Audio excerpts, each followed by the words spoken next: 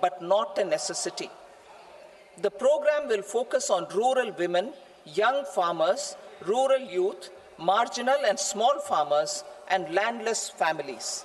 The details are in Annexure A. Domestic best practices will be incorporated, and appropriate technical and financial assistance will be sought from multilateral development banks. In Phase 1, 100 developing agri-districts will be covered. Atmanirbharta in pulses. Our government is implementing the National Mission for Edible Oilseed for achieving Atmanirbharta in edible oils. Our farmers have the capability to grow enough for our needs and more. 10 years ago, we made concerted efforts and succeeded in achieving near self-sufficiency in pulses. Farmers responded to the need by increasing the cultivated area by 50%, and government arranged for procurement and remunerative prices. Since then, with rising incomes and better affordability, our consumption of pulses has increased significantly. Our government will now launch a 6-year mission for Atmanirbharta in pulses with a special focus on Tuar, Urad, and Masoor. Details are in Annexure B. Central agencies such as NAFED and NCCF will be ready to procure these 3 pulses as much as offered during the next 4 years from farmers who register with these agencies and enter into agreements. Comprehensive program for vegetables and fruits. It is encouraging that our people are increasingly becoming aware of their nutritional needs. It is a sign of a society becoming healthier. With rising income levels, the consumption of vegetables, fruits, and Sri Anna is increasing significantly. A comprehensive program to promote production, efficient supplies, processing, and remunerative prices for farmers will be launched in partnership with the states. Appropriate institutional mechanisms for implementation and participation of farmer producer organizations and cooperatives will be set up. Makhana Board in Bihar. For this, there is a special opportunity for the people of Bihar. A Makhana Board will be established in the state to improve production, processing, value addition, and marketing of makhana. The people engaged in these activities will be organized into FPOs. The board will provide hand-holding and training support to makhana farmers and will also work to ensure they receive the benefits of all relevant government schemes. A national mission on high-yielding seeds will be launched, aimed at 1. Strengthening research ecosystem, 2. Targeted development and propagation of seeds with high yield, pest resistance, and climate resilience, and 3. Commercial availability of more than 100 seed varieties released since July 2024. India ranks second largest globally in fish production and aquaculture. Seafood exports are valued at 60,000 crore rupees. To unlock the untapped potential of the marine sector, our government will bring in an enabling framework for sustainable harnessing of fisheries from Indian Exclusive Economic Zone and high seas, with a special focus on the Andaman and Nicobar and Lakshadweep Islands. For the benefit of lakhs of cotton growing farmers, I am pleased to announce a mission for cotton productivity. This 5-year mission will facilitate significant improvements in productivity and sustainability of cotton farming and promote extra long staple cotton varieties. The best of science and technology support will be provided to farmers. Aligned with our integrated 5F vision for the textile sector, This will help in increasing incomes of the farmers and ensure a steady supply of quality cotton for rejuvenating India's traditional textile sector. Kisan credit cards facilitate short-term loans for 7.7 crore farmers, fishermen, and dairy farmers. The loan limit under modified interest subvention scheme will be enhanced from 3 lakh rupees to 5 lakh rupees for loans taken through the KCC. For Atmanirbharta in urea production, our government had reopened 3 dormant urea plants in the eastern region. To further augment urea supply, a plant with annual capacity of 12.7 lakh metric tons will be set up at Namrup in Assam.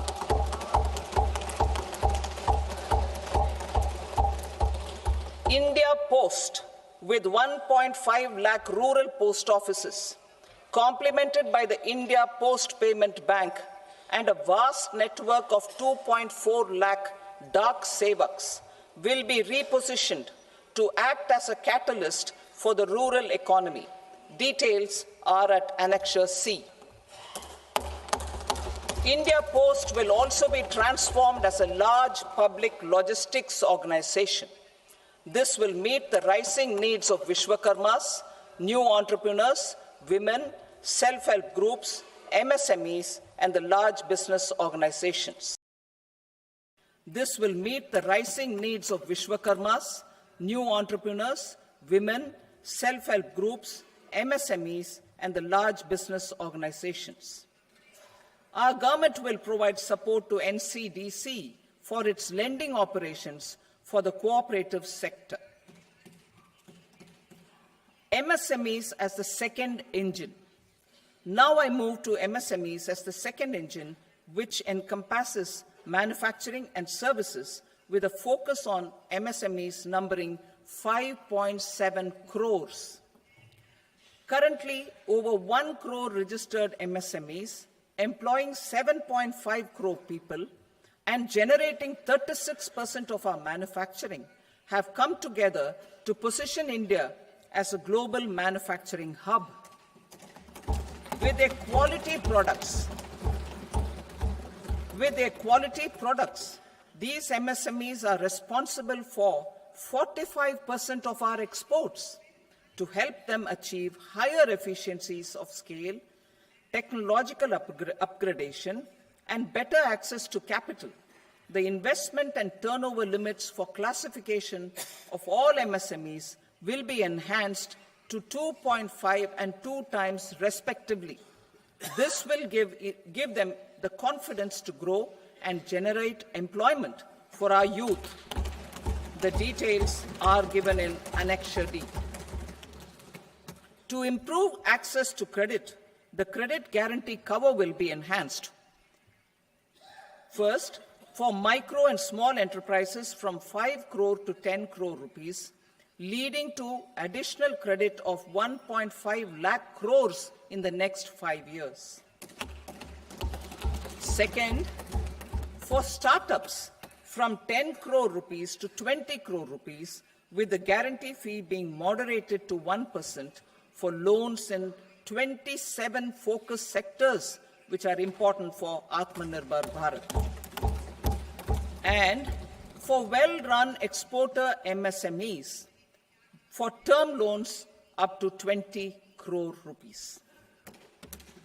Also for the micro enterprises, we will introduce customized credit cards with a 5 lakh rupee limit for micro enterprises registered on Udyam portal.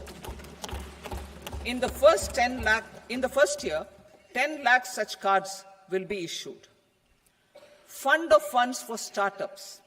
The Alternate Investment Fund, AIFs, for startups have received commitments of more than 91,000 crores rupees. These are supported by the fund of funds set up with the Government of India's contribution of 10,000 crore rupees. Now, a new fund of funds with expanded scope and a fresh contribution of another 10,000 crore rupees will be set up. A new scheme will be launched for 5 lakh women, scheduled castes and scheduled tribes, first-time entrepreneurs. This will provide term loans up to 2 crore rupees during the next 5 years. The scheme will incorporate lessons from the successful Stand Up India scheme. Online capacity building for entrepreneurship and managerial skills will also be organized. Measures for labor-intensive sectors. To promote employment and entrepreneurship opportunities in labor-intensive sectors, our government will undertake specific policy and facilitation measures.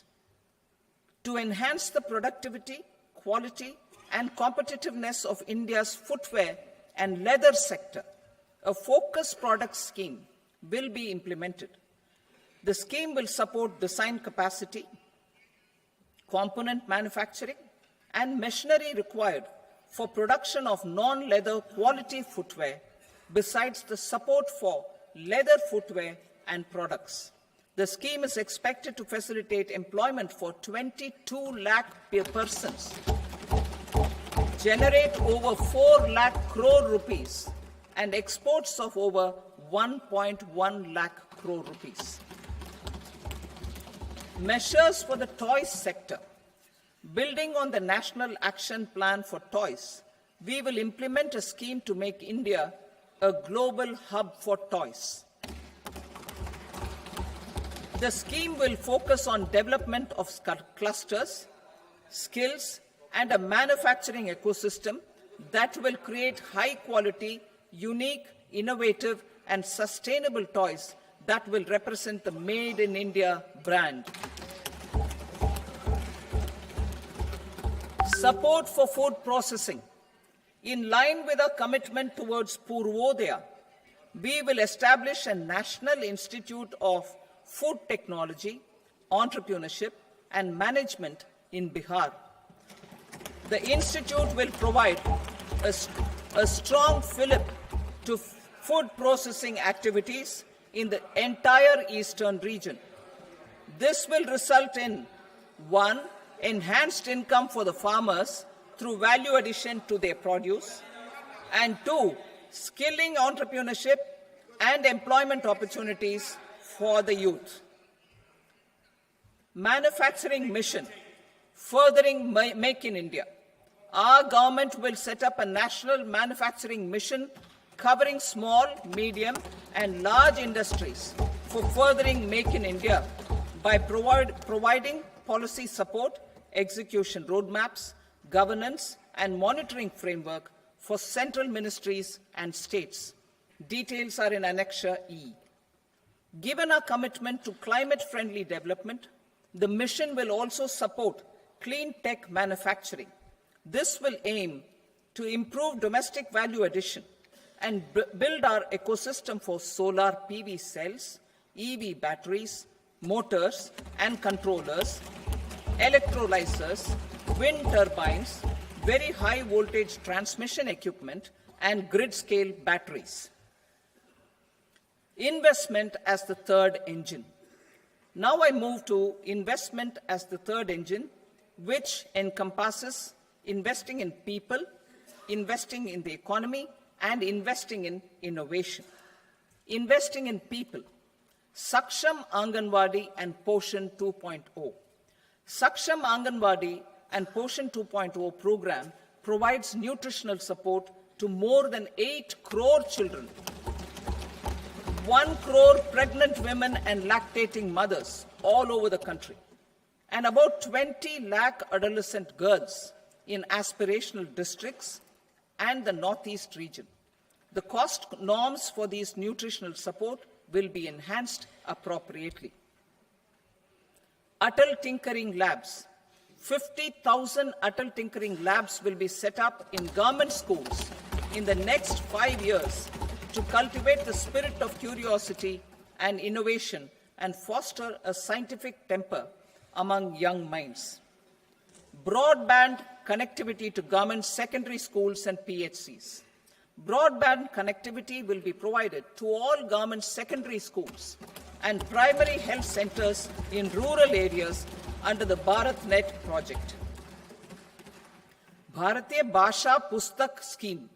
We propose to implement a Bharatiya Bhasha Pustak scheme to provide digital form Indian language books for schools and for higher education.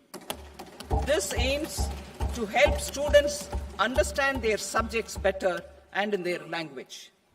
National Centers of Excellence for Skilling.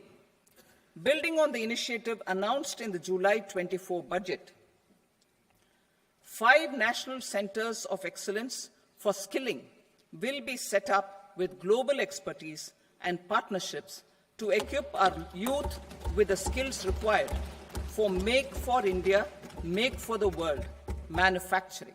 The partnership will cover curriculum design, training of trainers, and a skills certification framework and periodic reviews. Expansion of capacity in IITs. Total number of students in 23 IITs has increased 100% from 65,000 to 1.35 lakh in the past 10 years.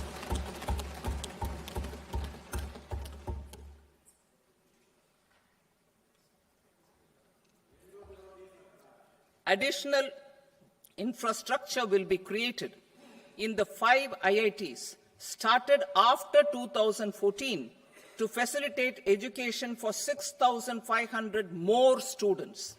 Hostel and other infrastructure capacity at IIT Patna will also be expanded.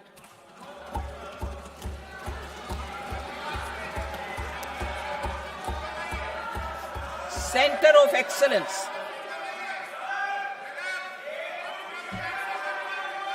Center of Excellence in AI for Education.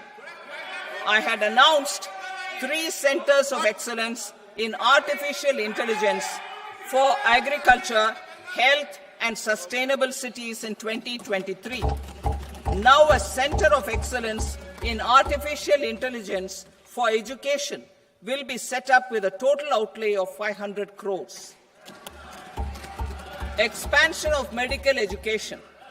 Our government has added almost 1.1 lakh undergraduate and postgraduate medical education seats in 10 years, an increase of 130%. In the next year, 10,000 additional seats will be added in medical colleges and hospitals towards the goal of adding 75,000 seats in the next 5 years. Daycare cancer centers in all district hospitals. Our government will facilitate setting up of daycare cancer centers in all district hospitals in the next 3 years. 200 centers will be established in 25-26 itself. Strengthening urban livelihoods.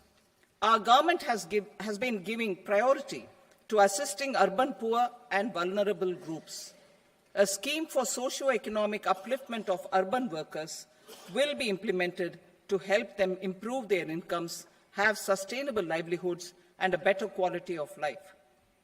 PM Swanidhi scheme has benefited more than 68 lakh street vendors, giving them respite from high-interest informal sector loans. Building on this success, the scheme will be revamped with enhanced loans from banks, UPI-linked credit cards with 30,000 rupees limit, and capacity building support. Social Security Scheme for welfare of online platform workers. Gig workers of online platforms provide great dynamism to the new age services economy. Recognizing their contribution, our government will arrange for their identity cards and registration on the e-Shram portal. They will be provided healthcare under PM Jan Arogya Yojana. This measure is likely to assist nearly 1 crore gig workers.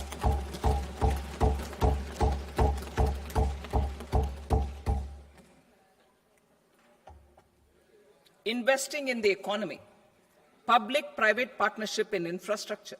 Each infrastructure-related ministry will come up with a 3-year pipeline of projects that can be implemented in PPP mode. States will also be encouraged to do so and can seek support from the India Infrastructure Project Development Fund, which is a scheme to prepare PPP proposals. Support to states for infrastructure. An outlay of 1.5 lakh crore is proposed for the 50-year interest-free loans to states for capital expenditure and incentives for reforms. Building on the success of the first asset monetization plan announced in 2021, the second plan for 2025 to 30 will be launched to plow back capital of 10 lakh crore in new projects. Regulatory and fiscal measures will be fine-tuned to support the plan. Jal Jeevan Mission. Since 2019, 15 crore households, representing 80% of India's rural population, have been provided access to portable tap water connections. To achieve 100% coverage, I am pleased to announce the extension of this mission until 2028 with an enhanced total outlay. The mission's focus will be on the quality of infrastructure and O&M of rural piped water supply schemes through Jan Bhagidari. A separate MOU or separate MOUs will be signed with the states and union territories to ensure sustainability and citizen-centric water services delivery. Urban sector reforms. Building on the July budget proposals, urban sector reforms related to governance, municipal services, urban land and planning will be incentivized. Urban Challenge Fund. The government will set up an Urban Challenge Fund of 1 lakh crore rupees to implement the proposals for cities as growth hubs, creative redevelopment of cities, and for water and sanitation purposes announced in the July budget. This fund will finance up to 25% of the cost of bankable projects, with a stipulation that at least 50% of the cost is funded from bonds, bank loans, and PPPs. An allocation of 10,000 crore is proposed in 2025-26. Power sector reforms. We will incentivize electricity distribution reforms and augmentation of intra-state transmission capacity by states. This will improve financial health and capacity of electricity companies. Additional borrowing of 0.5% of GSDP will be allowed to states contingent on these reforms. Nuclear energy mission for Vikasit Bharat. Development of at least 100 gigawatt of nuclear energy by 2047 is essential for our energy transition efforts. For an active partnership with the private sector towards this goal, amendments to the Atomic Energy Act and the Civil Liability for Nuclear Damage Act will be taken up. A nuclear energy mission for research and development of small modular reactors with an outlay of 20,000 crore will be set up. At least 5 indigenously developed small modular reactors will be operationalized by 2033. Shipbuilding. The shipbuilding financial assistance policy will be revamped to address cost disadvantages. This will also include credit notes for shipbreaking in Indian yards to promote the circular economy. Large ships above a specified size will be included in the infrastructure harmonized master list. Shipbuilding clusters will be facilitated to increase the range, categories, and capacity of ships. This will include additional infrastructure, facilities, skilling, and technology to develop the entire ecosystem. Maritime Development Fund. For long-term financing for the maritime industry, a Maritime Development Fund with a corpus of 25,000 crore rupees will be set up. This will be for distributed support and promoting competition. This will have up to 49% contribution by the government, and the balance will be mobilized from ports and from private sector. UDAN regional connectivity schemes. UDAN has enabled 1.5 crore middle-class people to meet their aspirations for speedier travel. The scheme has connected 88 airports, and operationalized 619 routes. Inspired by that success, a modified UDAN scheme will be launched to enhance regional connectivity to 120 new destinations and carry 4 crore passengers in the next 10 years. 4 crore additional passengers in the next 10 years. The scheme will also support helipads and smaller airports in hilly, aspirational, and northeast regional districts. Greenfield airports will be facilitated in Bihar to meet the future needs of the state. These will be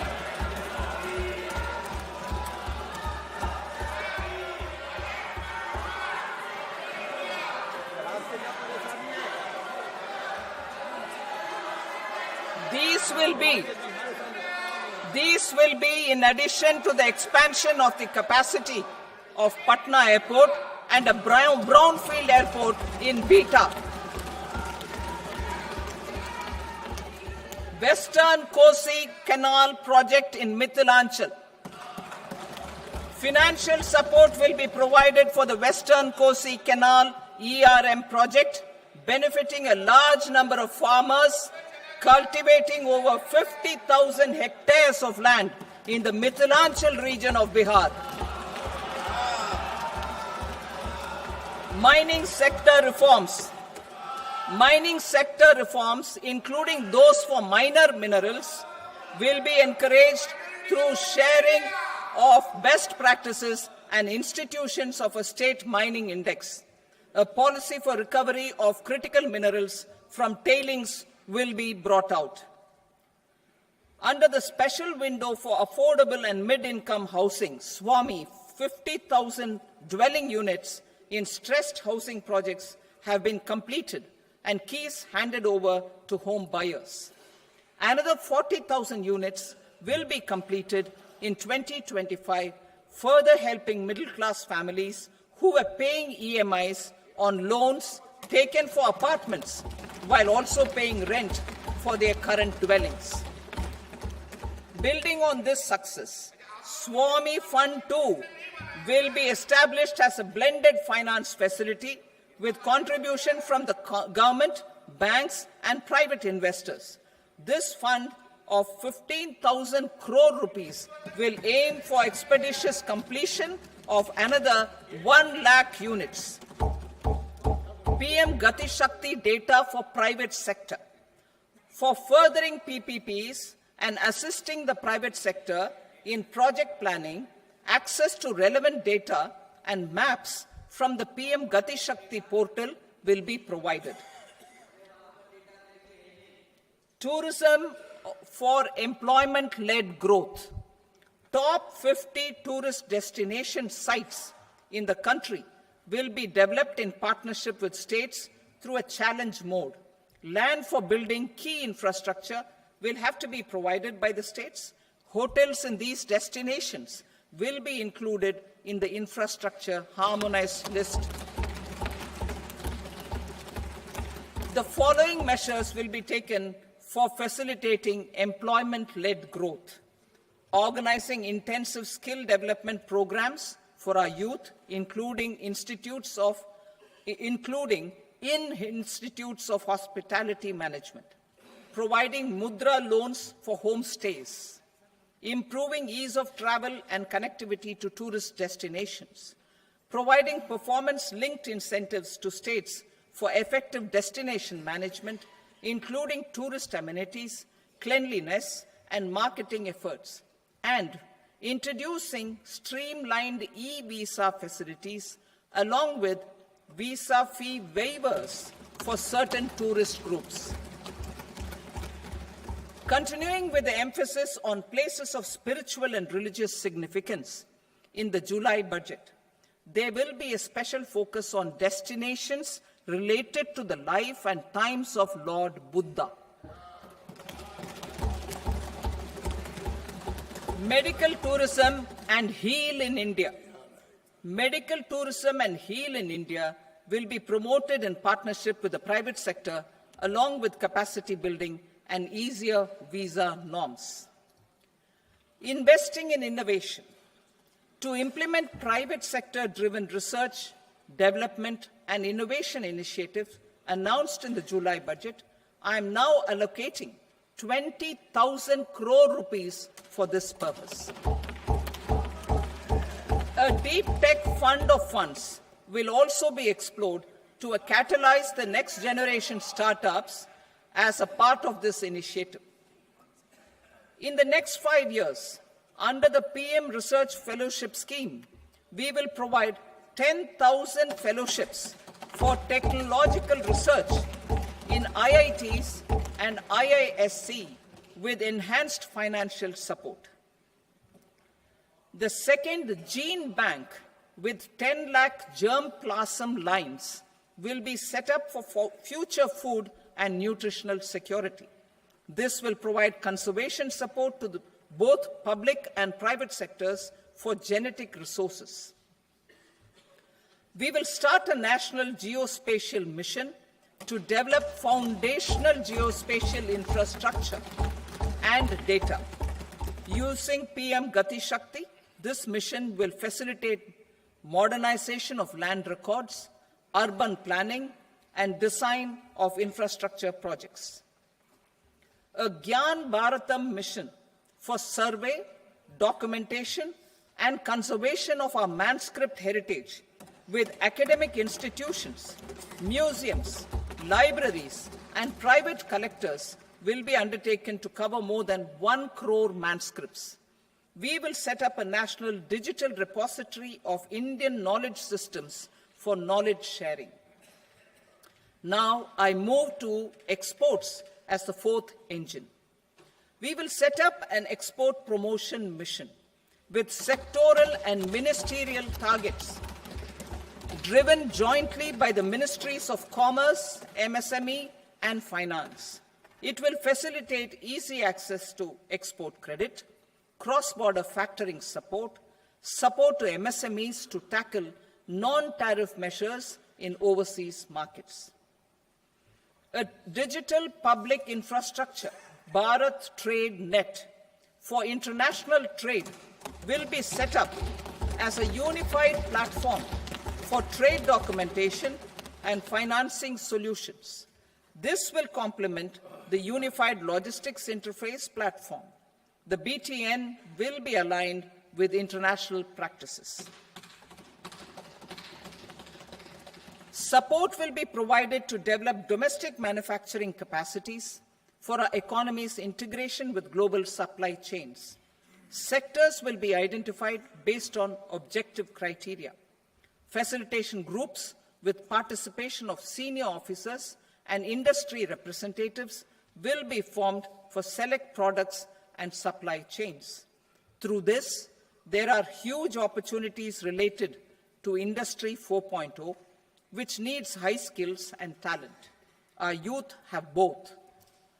Our government will support the domestic electronic equipment industry to leverage this opportunity for the benefit of our youth. A national framework will be formulated as guidance to states for promoting global capability centers in emerging Tier 2 cities. This will suggest measures for enhancing availability of talent and infrastructure, building bylaw reforms, and mechanisms for collaboration with industry. Our government will facilitate upgradation of infrastructure and warehousing for air cargo, including high-value perishable horticultural produce. Cargo screening and customs protocol will be streamlined and made user-friendly. Reforms as the fuel. Over the past 10 years, our government has implemented several reforms for convenience of taxpayers, such as faceless assessment, 2, taxpayer charter, 3, faster returns, 4, almost 99% returns being on self-assessment, and 5, Vivad Se Vishwas scheme.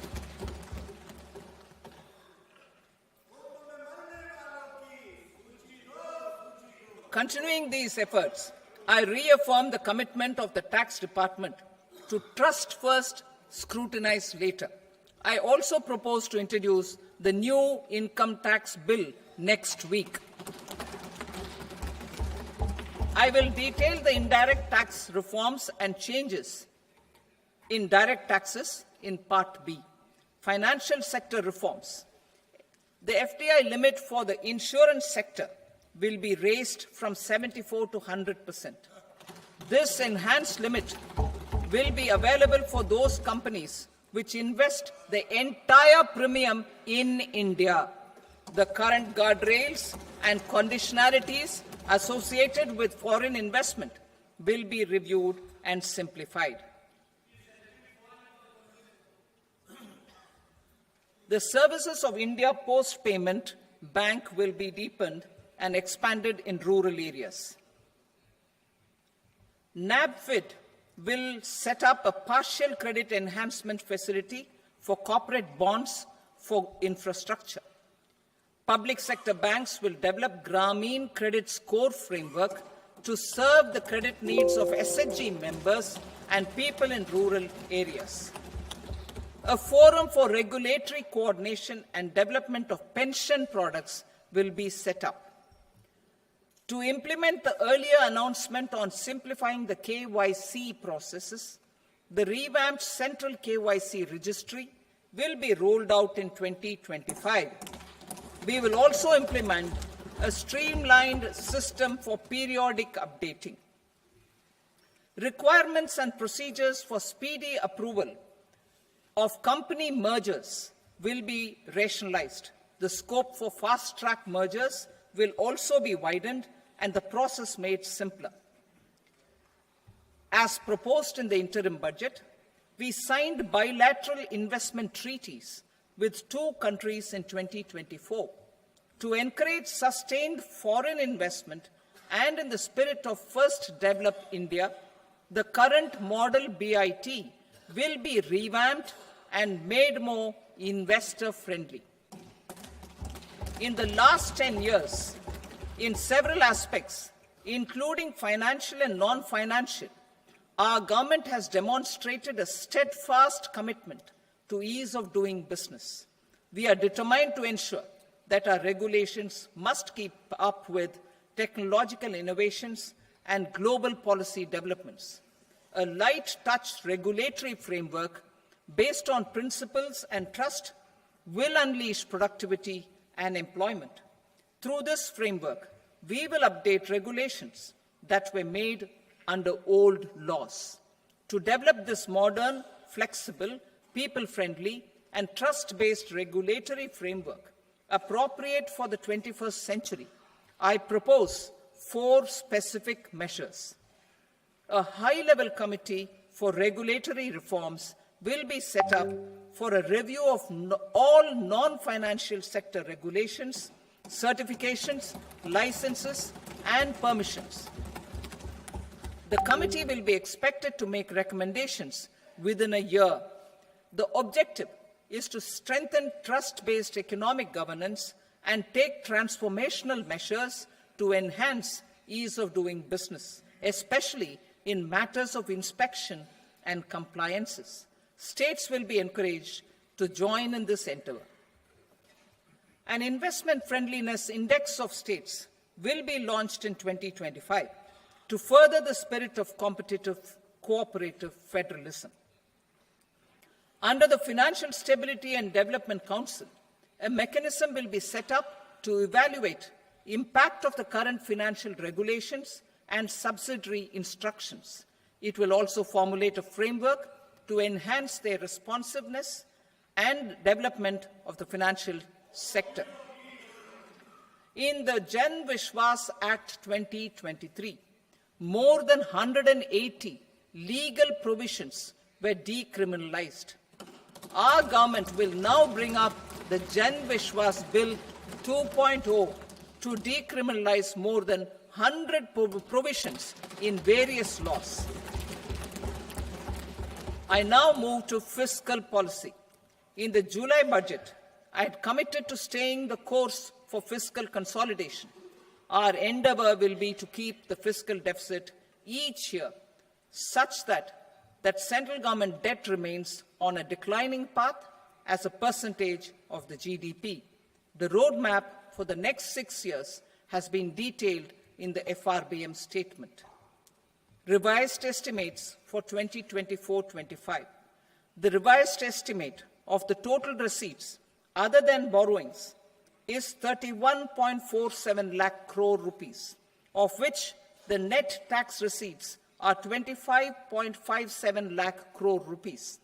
The revised estimate of the total expenditure is 47.16 lakh crore rupees, of which the capital expenditure is about 10.18 lakh crore rupees. The revised estimate of the fiscal deficit is 4.8% of the GDP. Budget estimates for 25-26.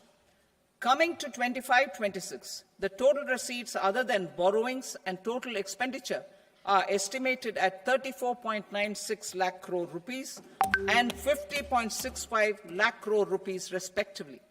The net tax receipts are estimated at 28.37 lakh crore rupees. The fiscal deficit is estimated to be 4.4% of GDP. To finance the fiscal deficit, the net market borrowings from dated securities are estimated at 11.54 lakh crore. The balance financing is expected to come from small savings and other sources. The gross market borrowings are estimated at 14.82 lakh crore rupees. I will now move to Part B. Indirect taxes. My proposals relating to customs aim to rationalize tariff structure and address duty inversion. These will also support domestic manufacturing and value addition, promote exports, facilitate trade, and provide relief to common people. Rationalization of customs tariff structure for industrial goods. As a part of comprehensive review of customs rate structure announced in July 2024 budget, I propose to, 1, remove 7 tariff rates. This is over and above the 7 tariff rates removed in 23-24 budget. After this, there will be only 8 remaining tariff rates, including 0 rate. 2, apply appropriate cess to broadly maintain effective duty incidence, except on a few items where such incidence will reduce marginally. 3, levy not more than 1 cess or surcharge. Therefore, I propose to exempt social welfare surcharge on 82 tariff lines that are subject to a cess. I shall now take up sector-specific proposals. To provide relief to patients, particularly those suffering from cancer, rare diseases, and other severe chronic diseases, I propose to add 36 life-saving drugs and medicines to the list of medicines fully exempted from basic custom duty.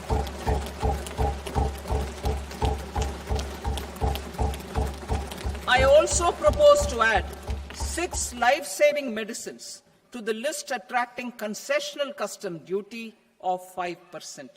Full exemption and concessional duty will also respectively apply on the bulk drugs for manufacture of the above. Specified drugs and medicines under patient assistance programs run by the pharmaceutical companies are fully exempt from BCD, provided the medicines are supplied free of cost to the patients.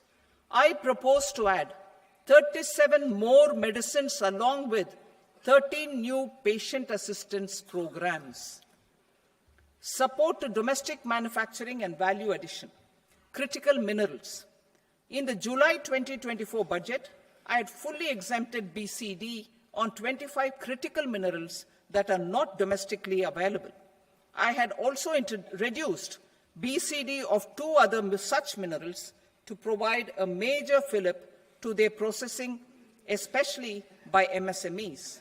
Now, I propose to fully exempt cobalt powder and waste, the scrap of lithium-ion battery, lead, zinc, and 12 more critical minerals. This will help secure the availability for manufacturing in India and promote more jobs for our youth. To promote domestic production of technical textile products such as agro-textiles, medical textiles, and geotextiles at competitive prices, I propose to add 2 more types of shuttle-less looms to the list of fully exempted textile machinery. I also propose to revise the BCD rate on knitted fabrics covered by 9 tariff lines from 10 or 20 to 20% or 115 rupees per kg, whichever is higher. Electronic goods. In line with our Make in India policy and to rectify inverted duty structure, I propose to increase the BCD on interactive flat panel display from 10% to 20% and reduce the BCD to 5% on open cell and other components. In 23-24 budget, for the manufacture of open cells of LCD, LED TVs, I had reduced the BCD on parts of open cells from 5% to 2.5%. To further boost the manufacture of such open cells, the BCD on these parts will now stand exempted. Lithium-ion battery. To the list of exempted capital goods, I propose to add 35 additional capital goods for EV battery manufacturing and 28 additional capital goods for mobile phone battery manufacturing. This will boost domestic manufacture of lithium-ion batteries, both for mobile phones and for electric vehicles. Shipping sector.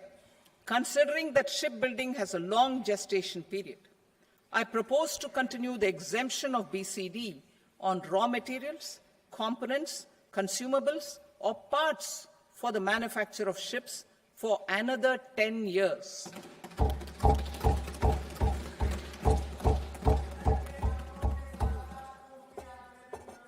I also propose the same dispensation for shipbreaking to make it more competitive.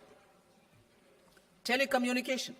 To prevent classification disputes, I propose to reduce the BCD from 20% to 10% on carrier-grade Ethernet switches to make it at par with non-carrier-grade Ethernet switches. Export promotion. To facilitate exports of handicrafts, I propose to extend the time period for export from 6 months to 1 year, further extendable by another 3 months if required. I also propose to add 9 items to the list of duty-free inputs. Leather sector. I propose to fully exempt BCD on wet blue leather to facilitate imports for domestic value addition and employment.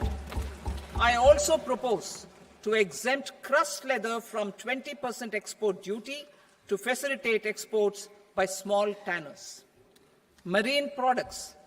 To enhance India's competitiveness in the global seafood market, I propose to reduce BCD from 30% to 5% on frozen fish paste, surimi, for manufacture and export of its analog products. I also propose to reduce BCD from 15% to 5% on fish hydrolysates for manufacture of fish and shrimp feed. In July 2024 budget, to promote development of domestic MROs for aircraft and ships, I had extended the time limit for export of foreign origin goods that were imported for repairs from 6 months to 1 year and further extendable by 1 year. I now propose to extend the same dispensation for railway goods. Time limit for provisional assessment. Presently, the Customs Act 1962 does not provide any time limit to finalize provisional assessments, leading to uncertainty and cost to trade. As a measure of promoting ease of doing business, I propose to fix a time limit of 2 years, extendable by a year, for finalizing the provisional assessment.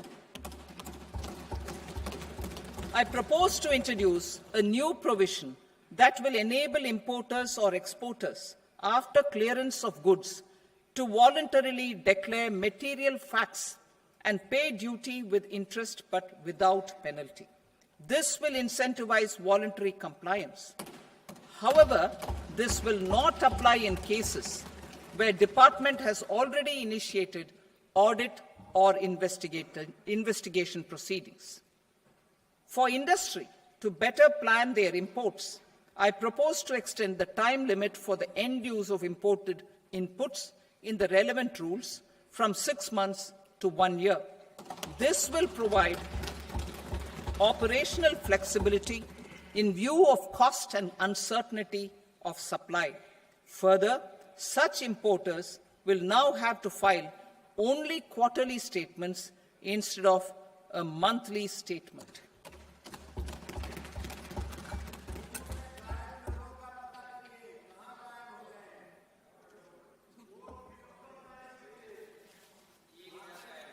I now come to my direct tax proposals. In Part A, I have briefly underlined taxation reforms as one of key reforms to realize our vision of Vikasit Bharat.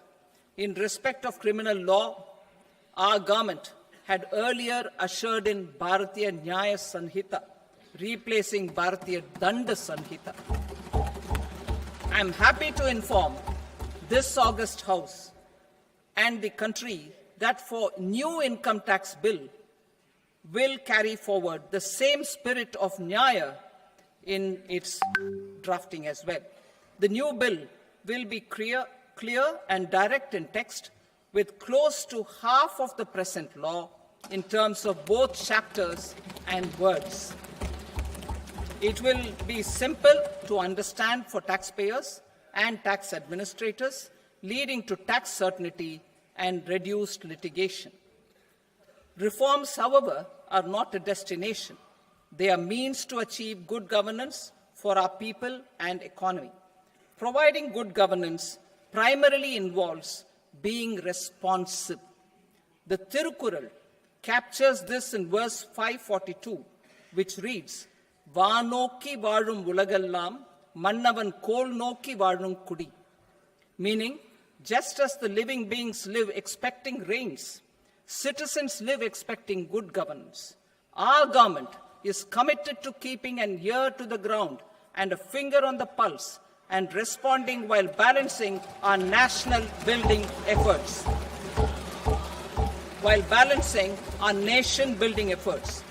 The following measures will detail just how our government will, under the guidance of PM Modi, has taken steps to understand and address. I repeat that sentence, sir. The following measures will detail just how our government, under the guidance of PM Modi, has taken steps to understand and address the needs voiced by our citizens. My tax proposals are guided by this spirit. The objectives of my proposals are as follows. Personal income tax reforms with special focus on middle class. Rationalization of TDS and TCS for easing difficulties. Encouraging voluntary compliance. Reducing compliance burden.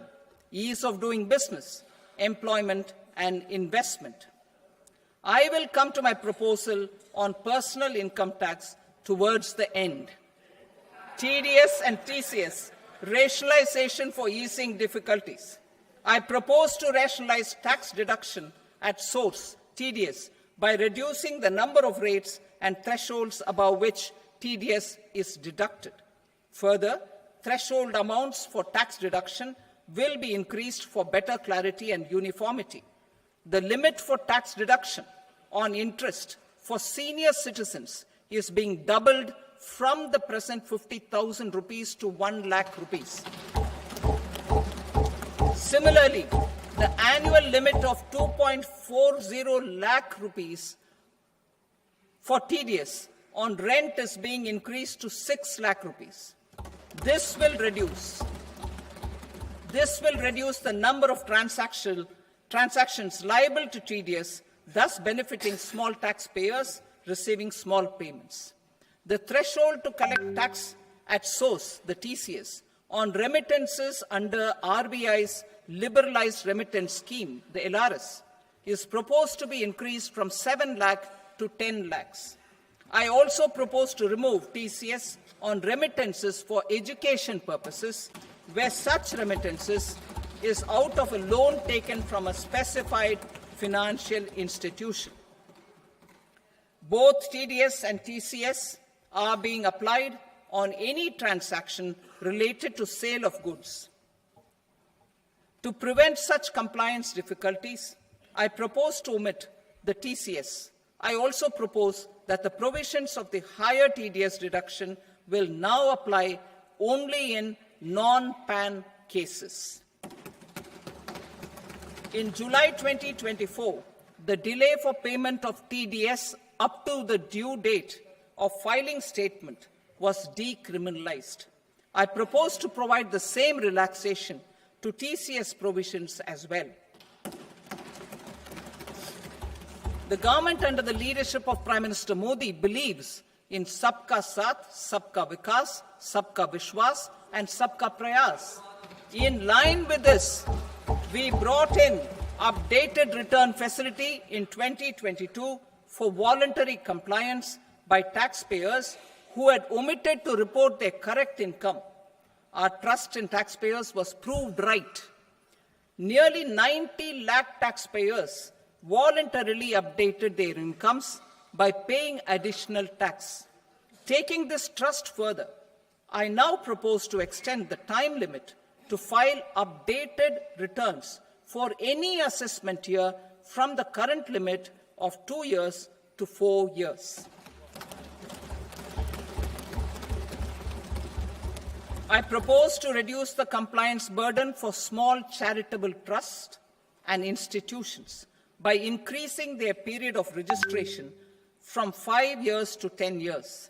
It is also proposed that disproportionate consequences do not arise for minor defaults, such as incomplete applications filed by charitable entities. Presently, taxpayers can claim the annual value of self-occupied properties as nil only on the fulfillment of certain conditions. Considering the difficulties faced by taxpayers, it is proposed to allow the benefit of 2 such self-occupied properties without any condition. To streamline the process of transfer pricing and to provide an alternative to yearly examination, I propose to introduce a scheme for determining arm's length price of international transaction for a block period of 3 years. This will be in line with global best practices.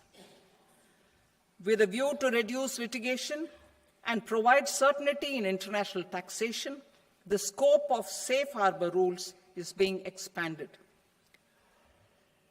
A number of senior and very senior citizens have very old National Savings Scheme accounts.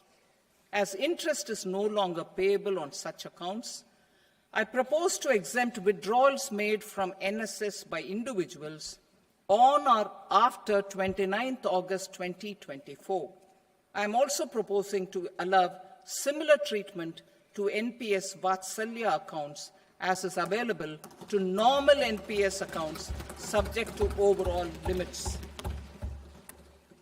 In my speech in July 2024, I had promised that all processes, including giving effect to appellate orders, shall be digitalized and made paperless over the next 2 years. So I'm happy to announce that digitalization is being made operational now.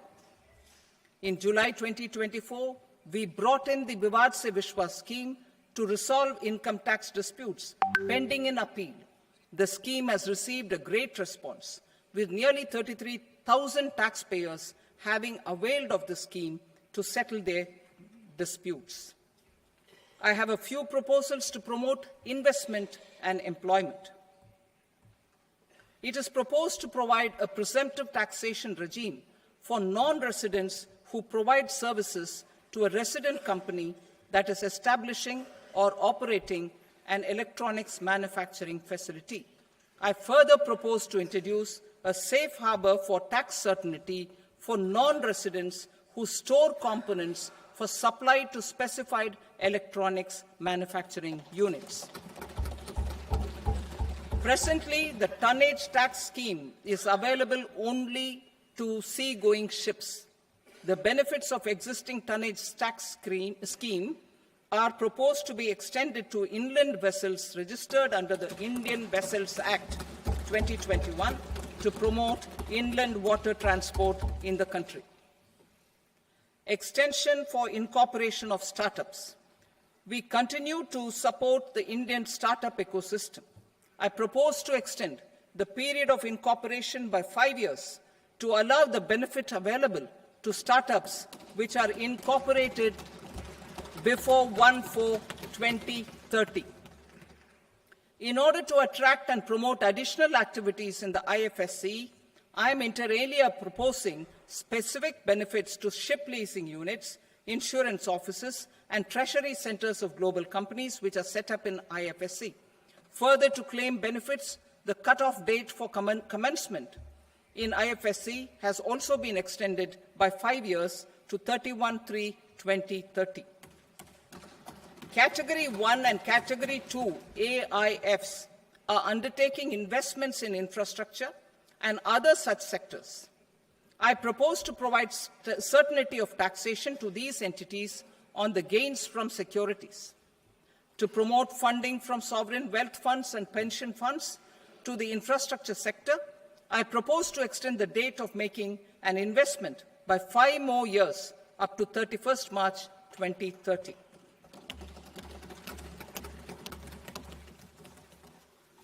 Personal income tax reforms with special focus on middle class. Democracy, demography, and demand are the key support pillars in our journey towards Vikasit Bharat. The middle class provides strength for India's growth. This government, under the leadership of Prime Minister Modi, has always believed in the admirable energy and ability of the middle class in nation building. In recognition of their contribution,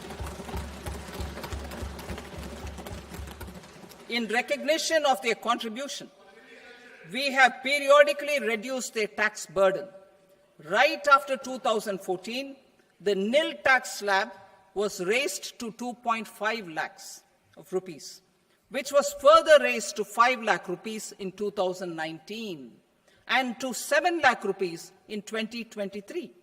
This is reflective of our government's trust on the middle class taxpayers. I am now happy to announce that there will be no income tax payable up to income of 12 lakh rupees.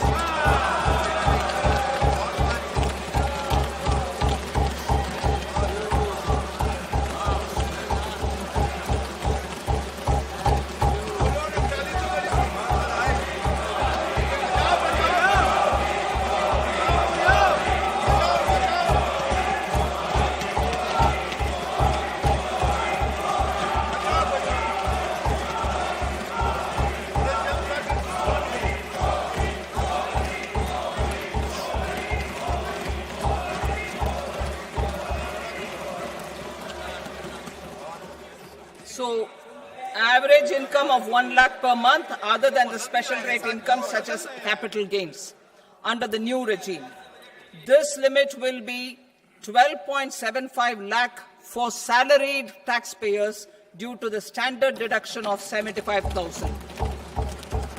Slabs and rates are being changed across the board to benefit all taxpayers. The new structure will substantially reduce the taxes of the middle class and leave more money in their hands, boosting household consumption, savings, and investment.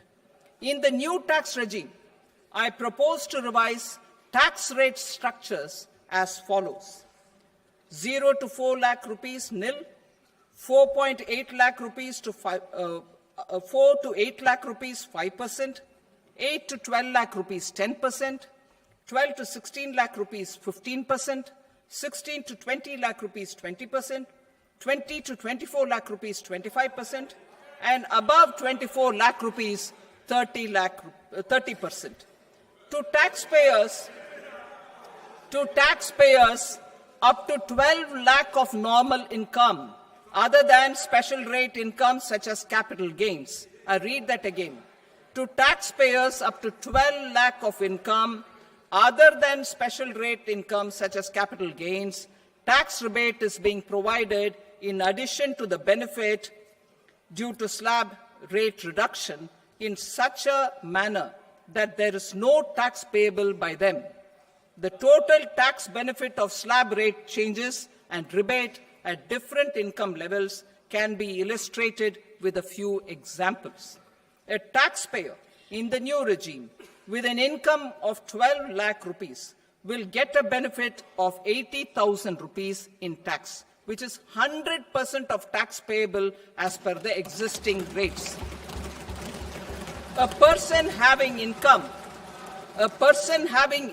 of 18 lakh rupees will get a benefit of 70,000 rupees in tax. That is 30% of tax payable as per existing rates. A person with an income of 25 lakh gets a benefit of 1,10,000 rupees. That is 25% of his tax payable as per existing rates. Details of my tax proposals are given in the annexure. As a result of these proposals, Honorable Speaker, sir, revenue of about 1 lakh crore in direct taxes and 2,600 crores in indirect taxes will be foregone. Mr. Speaker, sir, with this, I commend the budget to this august House.